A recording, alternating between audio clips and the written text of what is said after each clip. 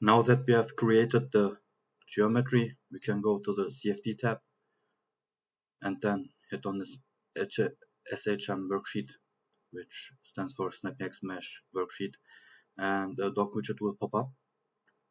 And what you need to do is just follow the tabs from left to right, and then export the SnappyHexMesh dict, and then execute with the SnappyHexMesh command. So I will do this step by step. The first thing we need to do is we need to create a bounding a background mesh. So the geometries do you see in the viewer, if you hit on bounding box, it will automatically create a bounding box based on the scale factor here. So if I hit just one and then hit bounding box, that will create the bounding box for the shapes here.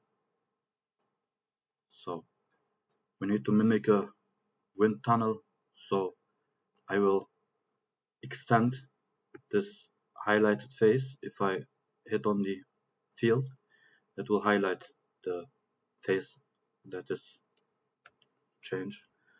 So I will extend it by approximately 2 times the Ahmed body length. Hit key E, hit apply, and then I will extend with plus approximately, I guess, like 5 times the length.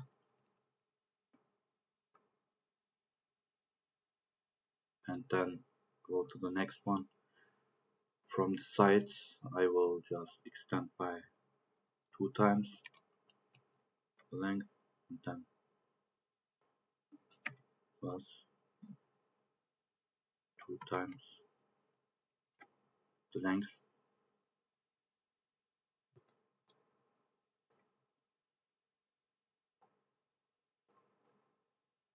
And as for the Z direction, I will only extend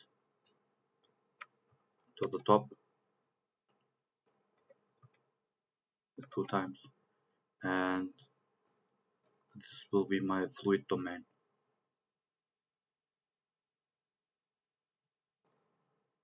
So if I change to surface mesh, you will see the approximately size of the background mesh.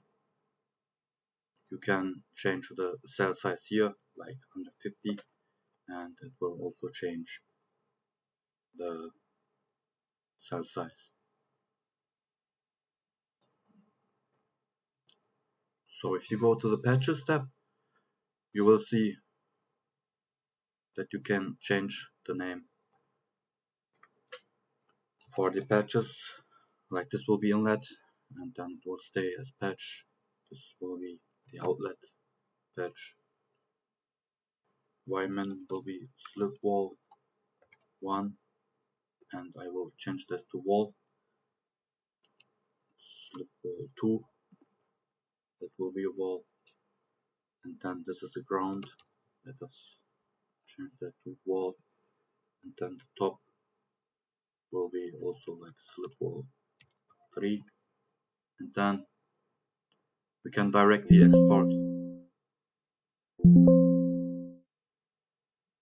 We need to select the project directory, so we will hit select the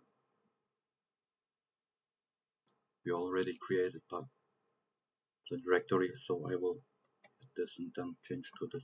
If I hit OK, it will create automatically the system directory, control dict, decompose pardict, the geometry we have already, and if I hit export, it will then export the background mesh, and you will see a polymesh directory created. If you wanna see what the mesh looks like, you can just grab the foam file, which is also automatically created, and put it here, and then you will see basically your mesh.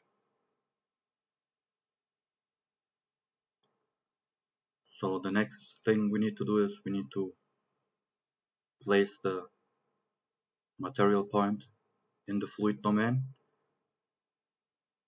Let me change the size of the sphere so you can basically see, and we need to place it somewhere in the fluid domain, and then we can hide these.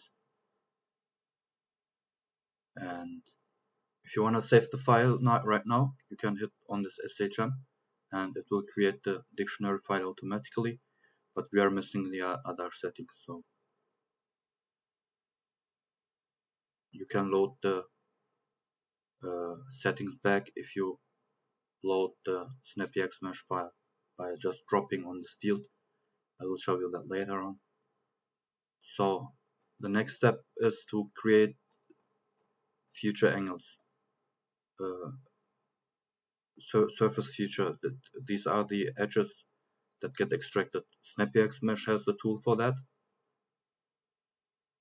and I created my own tool. I will show you the difference, and I will tell you why you should use my tool instead of the surface feature stick.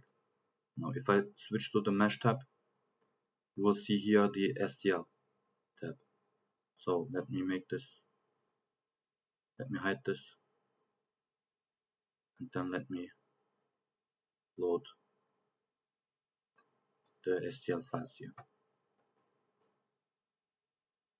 So these are the triangulations, and this filter shows the corresponding value for the angle that is used to extract the features.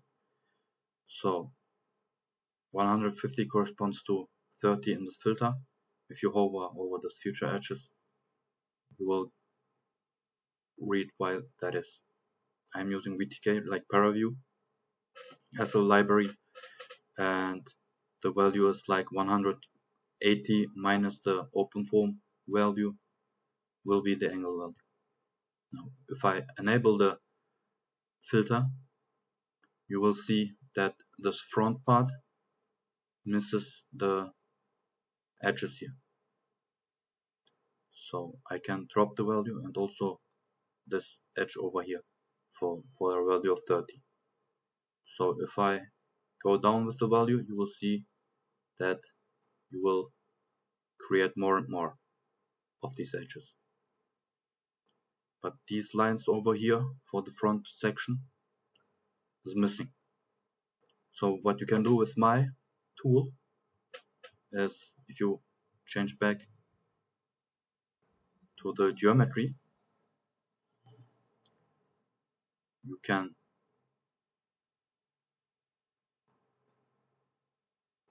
just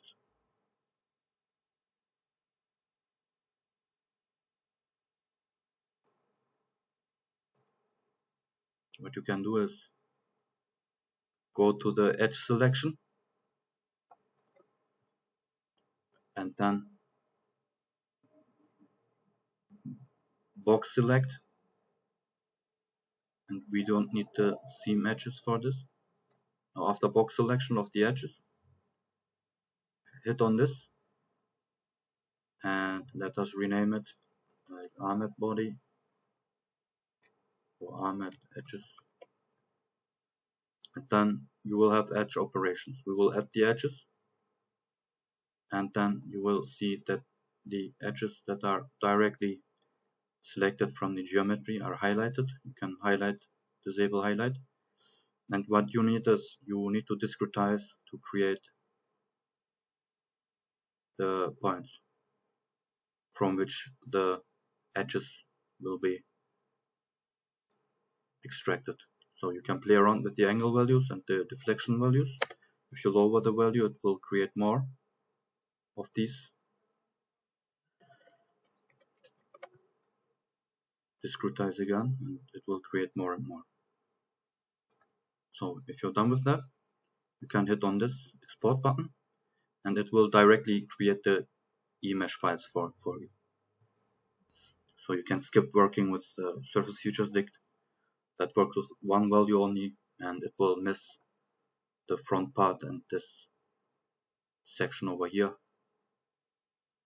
If you want to see what the file looks like, you can either reload in the mesh viewer, right click and update, and this will do your features edges, right? Or after exporting, you go to constellation, and if you hit this add geometry, you will have directly these STL files and the image file you created. You can load these, and after loading these, you will need to hit this button, load geometries to viewer, and that will load your STL file and your image file.